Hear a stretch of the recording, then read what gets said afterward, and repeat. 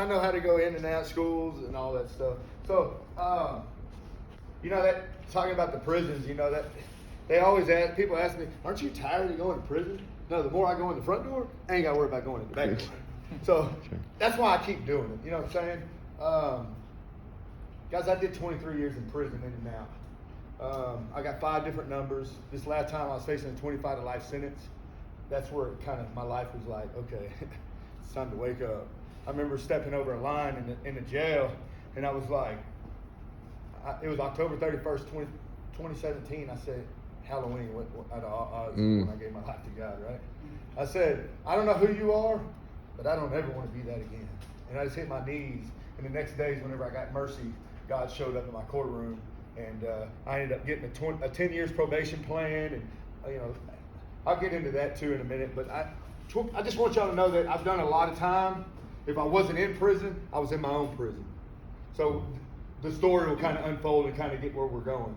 So it all starts, like all these things that we go through that we mask our problems with, it's all rooted to our childhood.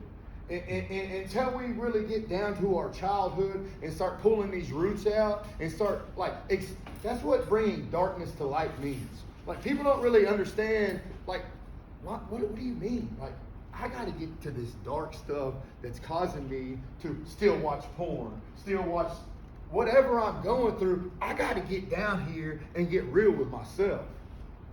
And until I get real, he already knows. He just wants you to bring it to him, and so he can heal you, right? So, guys, I just want to, when I was 5 years old, I was molested by my neighbor. So I'm thinking, the reason why I share that is because I've been healed from it, and it's okay for me to share it. I share it in prisons, rehab, everywhere I go. I'm not scared, I'm not ashamed. Ex-gang member, ex-gang leader, and I'm able to do that. Full of tattoos, jacked up, and I still can share my dark secrets that kept me in bondage for so many years, right? Mm-hmm. So my parents, as I grew older, my dad didn't really care about me for nothing, because I played soccer, my brother played football, he got praised, I didn't get nothing. I had to be good enough to play soccer, for the people to pay for me, like get scholarships as a young kid, because my dad wouldn't pay for me to play. So it was like no love, no support from my father. And then my parents get a divorce when I was like 13, and I started kind of smoking weed when I was 14, and I went to live with my dad. Why would I live with my dad when he didn't want nothing to do with me my whole life? Why? Because there's no rules here. Mm-hmm. But he didn't want nothing to do with me. My mom tried to work 3 jobs to try to support me. I don't want that. There's rules there. So I go live with my dad. What does that come with? Oh, having sex with all kinds of dope women running around the house. 14 years old. Hello. Why? Because when I was 5 years old, I was molested. So now I think it's okay. And I'm really, on the cool, I'm still getting molested, but don't know it. I think this is how life's supposed to be. Then my dad, running drugs, selling drugs, all these different things. Then my dad, he passes away when I was about 17. I really never mourned over him. I'm working on trying to dig him back up to try to, grieve, because I've never really grieved behind him, because I had so much resentment towards him. So I'm in the process of all that right now. But he died, and my life really just spiraled out of control for a while. Then I moved to Colorado for a while to try to get away from the drugs, and snowboarded every day, bartended all night, snowboarded all day, bartended all night. Like, it was a crazy life that I was living with this girl, and it ended up leading into drugs. And she's like, I just want to move back home. I was like, not till snowboarding season's over, we're not. Crazy, but anyway, I just had to say that because my boy likes snowboarding. So we moved back, and it really spiraled out of control. That's whenever the drugs really got heavy. That's when I don't want to go into detail of everything that I was doing, but it started getting real bad. I went to prison. For the first time, I got out. A couple of years, 60 days later, I went right back. I did this like 3 or 4 times, like within a year or two of getting out. First day was 60 days. But the thing was, guys, is nothing was changing. while I was in there, all I was talking about was everything that I was doing in the streets. So really, I'm continually reliving my life mentally. This is a powerful tool, man. Mm-hmm. Whatever we're feeding ourselves daily, porn, whatever we're feeding this on the computer is what we're going to be putting out here. Whatever's in the dark comes out in the light, right? So, so it got the cycle was so dark because of just feeding myself negative. I'd get out, and guess what? I'd go stealing cars again. Why? Because that's all I talked about while I was in there. And then about 3 times, I'd get out and I'd start working and start making some money. You know, I always work. And I would start making some money, and then I would get scared of success, and then I'd go back to stealing cars again because I didn't want to work and be around them people. So it was just a vicious cycle that I lived in because really I was just running. If you get really down to the root of all this stuff, it's all fear. Everything's fear. I was a gang member because I was scared. I was a gang leader because I was really scared. The higher I get, the less I got to worry about people beating me up and having to have them conversations. You know what I'm saying? So really all these roots come to fear. So about the 4th time getting out, I did really good. You know what I'm saying? I was doing really good. I started getting really successful. I was making like $3,000 to $5,000 a week. I was doing really good. And then, you know, I started doing drugs again. I started getting scared. Started doing the drugs again. And, you know, it got so bad, dude, that I didn't have no money on Saturday to go get my check. I had to borrow $5 from gas money to get my check.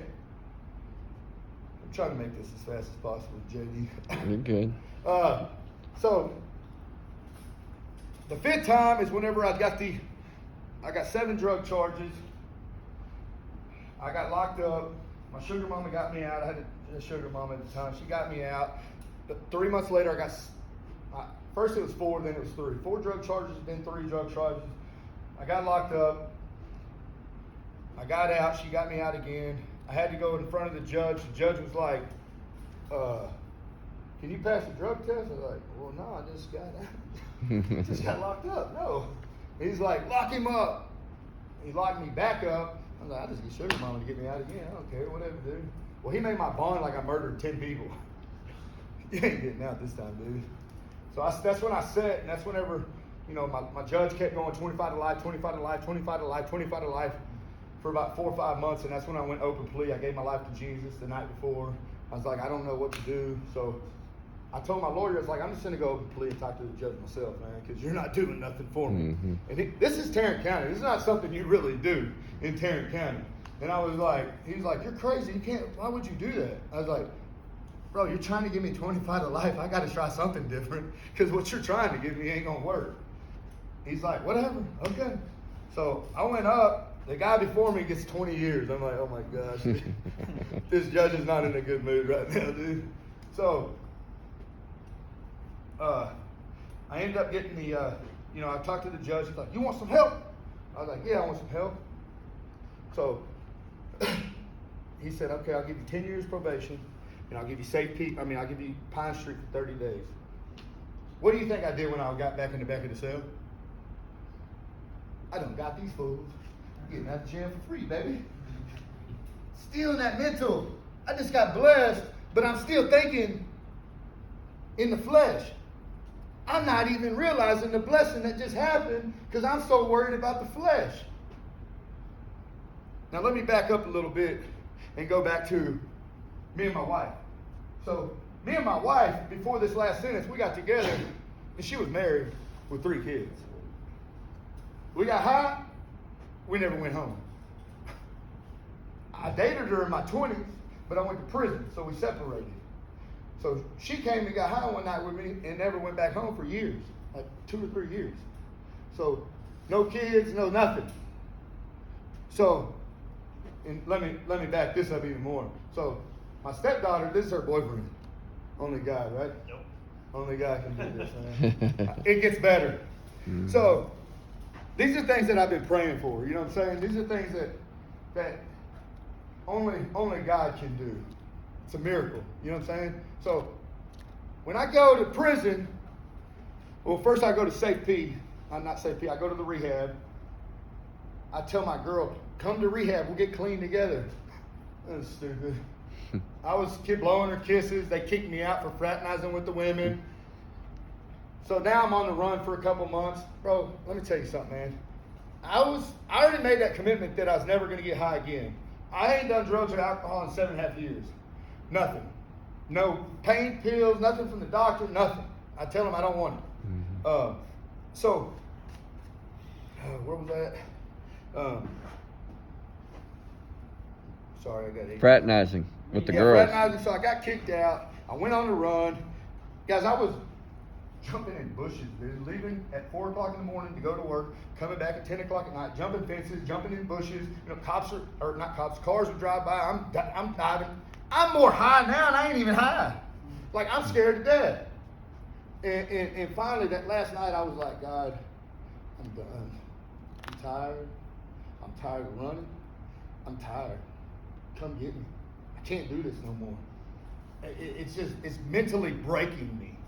I'm sober, living like I'm high. Like, you can be clean and still live dirty. Mm-hmm. You know what I'm saying? So that next morning, they kicked in the door, came and got me, had to go back in front of the judge that just blessed me. Boy, you need something a little more stiffer, don't you? I was like, oh, great, dude, you're going to give me that 20 years, dude. So he gave me Safe P for 6 months, which is like a rehab, a military, a prison. Like, we had to march and everything.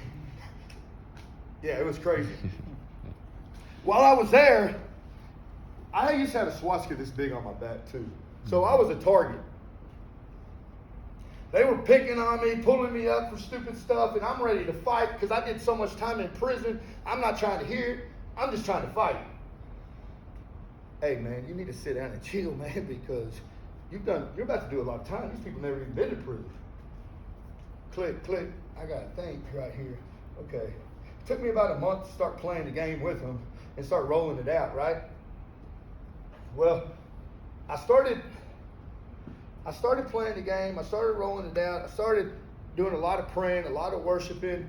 I'd be reading my Bible. I call them drive-bys. I'd be out there reading my Bible by myself. I was in a zone then.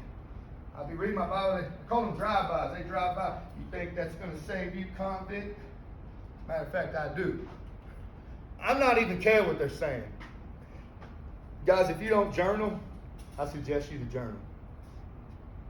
I'm ADHD, if you can't tell. I'm dyslexic. It's hard for me to read. It's hard for me to write. I started journaling in that journal.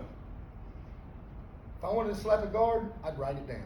If I wanted to slap somebody, all my emotions, all my feelings, I write on that piece of paper. Then it started getting to where now it's gratitude list. Now I'm grateful for things. I don't even know what I'm grateful for, but I'm making lists. You know what I'm saying? Then it got to, from gratification to, affirmation. And I don't even know what these things are at the time. You know what I'm saying? But I'm doing them. And really, what I'm really doing is I'm praying, I'm worshiping, I'm meditating, I'm spending time with God, and I don't even know it. But the more I'm doing it, the better. I don't even know what I'm writing because I can't even read it because my handwriting is so perfect. But the more I'm doing it, the better it's getting. You know what I'm saying? The more I'm practicing it, now it's not really coming from my mind, it's coming from my heart. So it's absorbing from my heart, because whatever the heart is what's coming out. Mm-hmm. So everything I wrote in that Bible, I'm living today. In that journal. I wanted to be a husband. I wanted my brother back. He told me, I never want to see you again. You're a POS. Kicked me out, evicted me from my mom's, said you're trash. I can't get rid of him today. I want to be a brother. I want to be a husband. I want to be a father. All these things that as kings, as men, supposed to be, I want to be. I'm living today. I want to be a business owner. I want everything. That journal is powerful, especially for you guys going in the Army, man. Y'all need to be really paying attention, because what you write on that paper, you can't take back. You can't lie to the paper. Once it's there, it's history. Like I even wrote a goodbye letter to porn. Like, for real. Because there's so much power in that pen and paper that I needed it out of my life. So, and that's something else, like, the porn came because of my lifestyle from getting molested at 5 and then having sex with all these dope women, and then now it's porn addiction because my life has been nothing but sex my whole life. So that's all I knew. So I would pray. I'm dyslexic, remember. I heard Amazing Love one day in church, and that song stuck. Mm-hmm. How it stuck, only him could do, because I can't even read one of these pieces of cards and memorize it, you know what I'm saying? But I memorized the whole song. I used to go to the window myself and look outside the window and sing that song to 3 telephone poles that looked like the 3 crosses coming up out of the trees. Mm-hmm. And I would just worship and worship and worship and worship. Anytime, just worship and worship. Guys, there's a thing I always like to demonstrate when I was in prison. That, we used to have to walk in props. We used to have to walk on this tape. You know what I'm saying? And straight lines, the chow, straight lines, the library, straight lines. Everywhere we gotta go, we gotta walk in straight lines and props. And I would walk this line, and I would just cut this little corner, no big deal, right? Just cut that little grass corner and walk this way. Just a little cut. Hey, come here. Come here. Yes, sir. You go back and you walk that line straight. What do you think? I was cussing that dude out the whole way. You sorry, son of a... I'm just trying to eat, man. What does me walking this straight line have to do anything? It took me getting out to really start focusing on God, on what was going on here. I can't even walk a straight line. I can't even obey this small stuff. How he ever going to give me the big stuff? I'm in a bubble, and I can't obey the law. Mm-hmm. It's the small things, guys, that make the big difference. This is small, but it's huge. Mm-hmm. When we start taking these small things, the bigger things start coming. So I get out of prison. This is how big my God is. My girl, I remember she came up there one time to see me, my wife, and she was high, dude, and I was like, you can't come up here high. This is a rehab in prison. I'm not high. What's he talking about? I'm like, oh my God, don't ever come back, please. So the month before I go home, I'm praying, God, something happened, please. Like miraculous. I need a miracle here. I need her to go to jail. I need her to go to rehab. I need her to go somewhere so I can get this foundation started. On my way home, she gets picked up for child support. On the way home. So she goes to jail. I go see her. I'm like, it's only $600 to get her out. I'm like, I'm not getting you out. You're sitting. I just had to do 6 months. You're doing 6 months now. So I put money on her books, accepted phone calls, visited her, did all the stuff. You know what I'm saying? I needed a foundation built. I didn't need no distraction from no women. I didn't need nothing. I need to focus on Mark right now because I don't know what's going on. I just did a lot of time, and I need to just focus on me and God. So I got this foundation going. I got a good thing going. Like 2 weeks before she got out, her dad was dying, so I ended up bonding her out so she could spend the last couple weeks with her dad. And we moved in together, and we were living at my mom's house. I was working like 12, 14 hours a day, 7 days a week, breathing epoxy in. About to die when I get home. Had to drink hot coffee to open my lungs back up to be able to breathe because it was closed. My lungs were closing in. And one day she's like, "David, you're good enough to do this on your own. You don't need to be working for the man." I was like, "Shut up, man. We're making like $5,000 a week, and I'm not spending it on drugs. We actually got some money." You know what I'm saying? She's like, "No, like you're good." She kept telling me this and kept telling me this. And I was like, "Fine. You're doing all the computer work, all the estimates, all the invoices, all that. I'm just gonna work and figure this out." Okay. So she started doing that. I'm working for the man still 12 hours a day to pay the guys because in the apartment industry, you only get paid 30, 90 days. So we're paying them with the money I'm making here. So it's like until this thing starts kicking off. And then it kind of just spun off. And then I start working in the residential where I'm not having to work but maybe one job a day, doing good, you know what I'm saying? And then the remodeling company came in. And my wife came to me. She's like, "Okay, we need to start another business." I was like, "Hold up, man. You're going to have to sink money in over here." I was like, "Hey, this is all my money. This is mine." This is the most money I've ever had. I don't know about that. So we did it. she paid it back within a month. I mean, she's good. And her business got going so much that she was like, you're going to have to learn how to do this invoicing. I was like, no, I don't like computers. So anyways, I ended up having to learn that. You got to think, I did a lot of time in jail, so computers were not my friend. Neither is phones. So I started learning that. I did that. Now this is where the tough part started coming in. She's like, baby, it's time to get our own place because, you know, two queens can't live under one roof. And I was like, okay. I'd just probably still be living at mom's house. I ain't gonna lie if it wasn't just playing. But, you know, so we got our own little place, and she was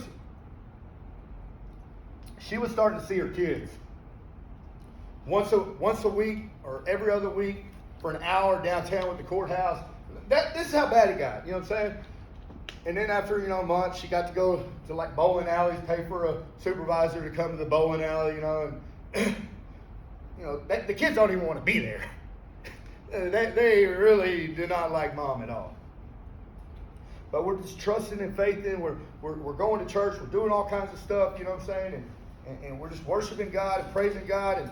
And to be honest with you, before we got the kids back, she started seeing the kids. She was trying to manipulate every which way she could possibly do to get the kids back, and none of it was working. She finally, I surrendered.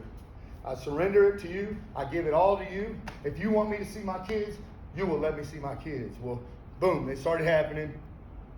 That was just a little testimony of hers. There's a lot more with her, but so the kids were going to be able to start coming to our house on the weekends, every other weekend. You know, we got there, but we have to give fingernail follicle. First it was hair. Then they're like, no, we want fingernail. I'm like, fingernail? Good Lord, I don't have any. Dude, they freaking got that jabbed in my nail. I was like, oh my gosh, dude, this sucks. Because I was, you know, going to be apart. So, anyways, we got the kids back in our life, and it was tough, dude. It was tough up until probably a year ago. A lot of friction between me and my wife because of the kids. A lot of friction between me and the kids because I was the drug dealer that split their parents up. A lot of friction between, you know, kids don't even want to be there. You know what I'm saying? A lot of friction between my wife wanting to buy their love, and I'm trying to be the father, the head, the leader, and I'm like, we don't do that. You know what I'm saying? We just want to love them. And, you know, I don't know nothing. I don't know what I'm talking about. And then whenever it blows up, and I told you, I tried to tell you, oh, you just know everything, don't you? I'm like, oh my gosh, I shouldn't have said that either. So it's like one thing after another, you know what I'm saying, with this whole trying to get the kids back. I remember one time our littlest daughter, she said, she was probably, I don't know, 7 or 8 at the time. She went camping with her dad, and they seen a baby deer all by itself. And she's like, can you believe that mama left its baby just all by itself? I'm like, golly, just jabbing, talking about her mom just leaving her kids, and now the baby deer. I'm like, oh my God, this girl's smart, dude. So we get out. I mean, we're doing good, you know what I'm saying? And we get a nicer place, you know, and the kids are, it's starting to get this has been like years, you know what I'm saying, of friction. Me and my wife, I'm going to get my own place because this place is too much for me. Then I come back, and now I got 2 houses. It's like, oh my gosh, this is too much, man. I go live with my mom for a while, then I come back, and it was just, only God could have pulled what's going on in my life right now off. Because Mark, no way. So my daughter started living with us. My stepdaughter started living with us, and you know, it was good and bad and good and bad. I love her to death. She's my favorite one. I ain't gonna lie. She's drove my truck. I taught her how to drive my truck. If she wanted to talk crazy about her mama, she knew she could get in my truck. If something's going on in her life, she knows she can come to me. She knows she can come to me, and she knows it's gonna stay there. I love her like my own. I go back to an orange jumpsuit behind her too. Her and her mom just couldn't get along, dude. They get along great together now, but when they lived together, it was like a lot of friction, a lot of fighting. And I remember I was on step 3, surrendering my life, my will and my life over to God as I understood Him. And it was the last fight. The first couple, I was like, I get in the middle of it, and it was just worse, got worse, because now I can handle, I'm like, okay, whatever, And this last time, they started fighting, and I was like, look, Lindsay's like, I'm calling the cops. I was like, don't call the cops. Don't call the cops, please. Shut up. And she wouldn't shut up, so I was like, do whatever you're going to do. That was me just like surrendering it to God and letting God do what he needed to do, because the cops needed to come to explain to her that we can do what we want, that she don't run nothing. And so she ended up moving in with her grandma, and now the relationship with her and her mom is like incredible. They started coming to church with us. Her and her boyfriend been coming to church here and there with us, and guys, it's when the kid thing, like, I used to say that was a miracle, getting the kids back. It's so easy for us to say, oh, it's a miracle. It's a miracle. That's just God's promises. We're doing the right thing. We're doing what we're supposed to be doing. God promises these things. Reconciliation, reconnection, building the bridges back. Like, he promises all this stuff, right? So, we just kept doing the right thing. By me doing the right thing and the things that I've been doing, like, this would have never happened. Guys, let me tell you something. I went to opening Rangers game the other day with my wife's ex-family, with my stepkid's dad. My stepkid's mom, his whole family was there. And they greeted me with arms open, like I was part of the family. Only God can do these kind of things. And then his girlfriend messaged me like, I'm just so thankful for y'all. I'm blessed that y'all are in our life. Like, guys, this wouldn't have happened 5 years ago. This wouldn't happen if God hadn't transformed my life. If God hasn't done these things in my life, right? My stepson, he won't even let nobody eat till I sit down and pray. I remember just a couple weeks ago, I was hungry, man. I just sit down and I'm start eating. I can feel somebody just staring at me, dude. I look over like, what? He's like, I just wonder if you're gonna pray so we can eat. I'm like, oh my! But he's 13. I've installed that into him over just weekends of being him with me and knowing that's what we're gonna do as a family. That's like one of the greatest things that I could do is continue to teaching them and showing them. Like, when I see one of them get baptized, dude, it's going to blow my world. Because they're all Catholic. I mean, my stepdaughter, she's Catholic. You know what I'm saying? And for them to even be coming to our church is God. And there's nothing wrong with Catholic. I don't want to bash no. It's not a religion, it's a relationship. God just wants our heart, man. He's after our heart. I had a big sermon wrote out. I had all kinds of notes, and Brandon had asked me to do this a while back, and I stayed up for hours at night, dude, midnight, dude, just up tripping about this, writing Bible verses. He wanted me to do it a certain way, and the other day when JD had asked me, I pulled them notes back out, and I started, oh yeah, dude, like, and God just spoke to me. He's like, I didn't call you to teach. You're not a teacher. You're not a pastor. That's not what I called you to do. This is what I called you to do. Amen. Like, I'm not trying to be somebody that I'm not. And I was pushed into a corner where I was trying to be somebody that I'm not. I mean, it was good. It was good meeting. I remember telling Jay, oh man, I got a good one going, but that's not me. JD can do the preaching, man. My brother can do the preaching. That's not me, man. I'm just an old man that's been through hell and back. And now I want to go back and just save as many souls as I can. Amen. I want to go back into prisons. I want to go into rehabs. I want to go to schools. I want to change people's life by the story that I lived. Like, guys, I don't even know what I'm doing. Like, somebody asked me the other day, hey, Mark, I want to take you to lunch so I can pick your brain about business. dude, I don't know what I'm doing. I'm tithing in the church. I'm praising God. And I don't know I have no clue what I'm doing. Nothing. There's no sense in buying me lunch, dude.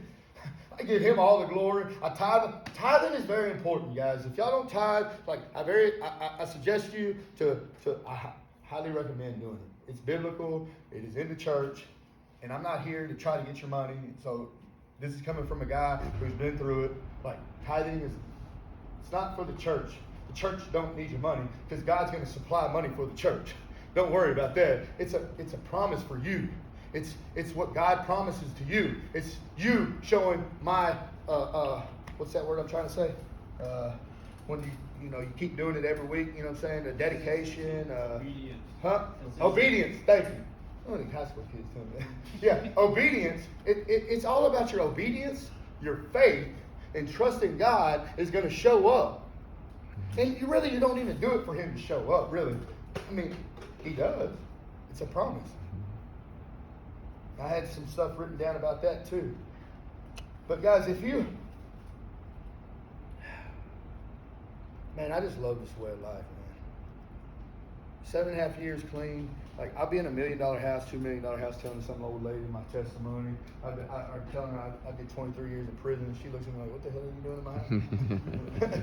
And I'm like, then I start telling her the story. She said, oh my gosh, my son. He's on my daughter, my nephew, my husband, But if I wouldn't have said nothing, I would never be able to help these people. And I really don't care if you hire me or not, because you don't pay my bills, He does. I'm just here on a mission.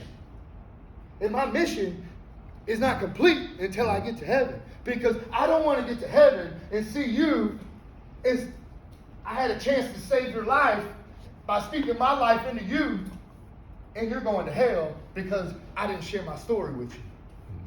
That's not what I want. And that's not what we're called to do. My testimony, JD's testimony, my testimony's not as good as y'all. I don't know. Bro, you went to church, tell your testimony, what the pastor told you. You got baptized. You gave your life to Jesus. These are testimonies. Amen. Like, what happened today at work is a testimony probably. Like, your testimony doesn't have to look.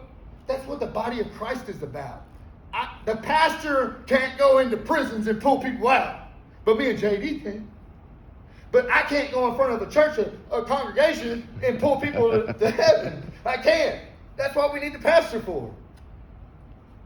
I can't go talk to your friends at your school, and they're going to listen to me, but they'll listen to you. You see what I'm saying?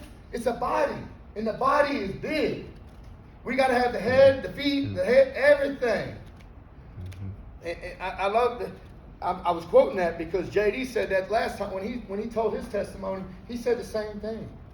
Well, JD, my testimony is not like you. It don't matter. And then I heard a sermon about it. I'm like, oh, okay. This is huge, right? But guys, man, does anybody have any questions about anything? I don't know if we're even, no? Like, go ahead. So how do you, like you said, you're big on tithing. How do you, that's like 10%, right? Yeah. Tithing, yeah. It's like, how do you exercise that? Like, whatever comes in, like say I made $500, before I pay my bills, before I pay anything, God gets that first 10%. The 10% off the top. Like, because He don't want your, oh man, I didn't make enough this week, I'm going to double up next week. That's not what it's about. It's about trusting and having faith that He's going to show up next week for you. Guys, I've been in jams, dude. Like, oh my God, I can't even tithe this week, man. And God shows up. The next week, my phone just blows up where I got to pull over to take the calls. And I'm not saying that's what we're supposed to do, but it is a promise. Yeah. So the first 10%. I think he's asking, like, do you give it to church? Do you give it to somebody? Like, how do you tithe it? So that's a good that's a big controversy. Like I've had with my wife too. Like, it goes to the church, man. If you do outside of that, in my opinion, this is my opinion. If you go outside of that, that's just going above and beyond, abundance. You know what I'm saying? And there's something else that my prayer, thank you for saying that. My prayer for years has been the Jezebel spill. Because if you looked at I don't even have it on me, dude. What verse is that? Do you know? The prayer of Jabez. Yeah. It's in First Chronicles. It's First Chronicles. Anyways, Maybe if you chapter look 7. that prayer up, it's in the middle of nowhere. Mm-hmm. If you look around it, there's nothing but names around it. And when I found this verse, I was in prison in the middle of nowhere. Nowhere around me, nothing around, just me in this prayer. And I kind of changed it up a little bit, and I changed it to, God, whatever your will is for my life, I ask you to give it to me in abundance. But I ask you to keep your hand over me to keep the evil one away from me. I prayed that prayer for 7.5 years faithfully, and my life has been poured out with abundance.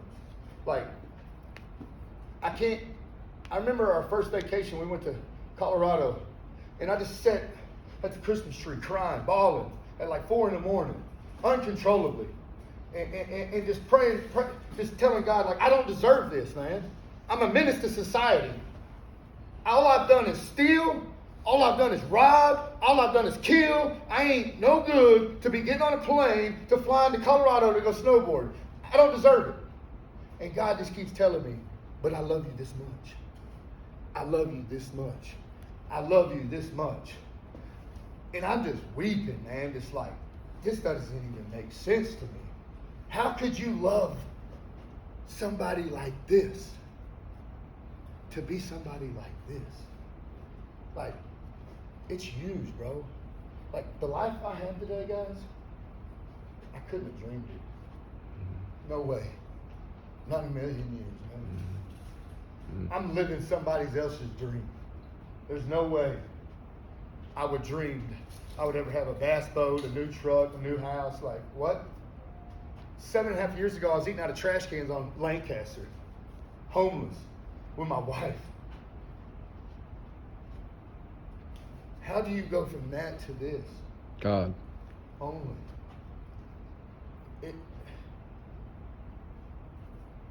If you looked at my life, you would never know that I've been through prison.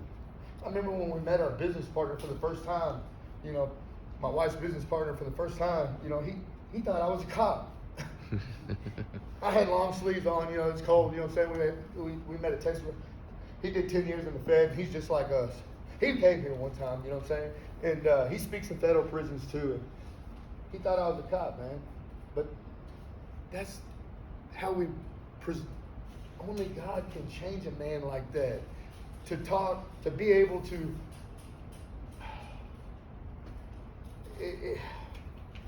guys, I was a menace, dude, to society, for real. Like, I stole everything I could put my hands on. Anybody else got any questions? No? Y'all good? All right.